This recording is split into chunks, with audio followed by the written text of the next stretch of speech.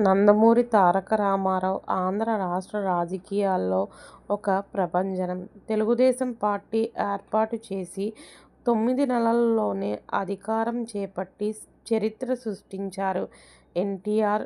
ఆయన్ని, ఎంజీఆర్‌ని ఆదర్శంగా తీసుకుని చాలామంది స్టార్ హీరోలు పొలిటికల్ పార్టీలు పెట్టి ఎన్నికల బరిలో దిగినా తొలి ప్రయత్నంలోనే అధికారం చేపట్టలేకపోయారు. కానీ దాదాపు 4 దశాబ్దాల తర్వాత మళ్లీ తమిళ స్టార్ హీరో విజయ్ ఆ మైలురాయిని అందుకోబోతున్నారు.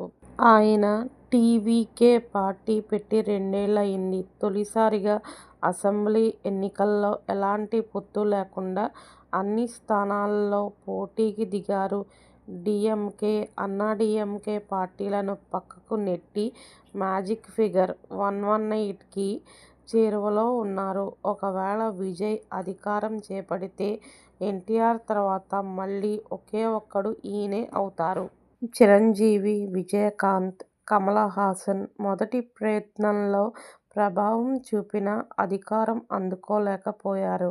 కానీ నేటి ట్రెండ్ ప్రకారం విజయ్ ఆ అసాధ్యాన్ని సుసాధ్యం చేసే దిశగా దూసుకు వెళ్తున్నారు.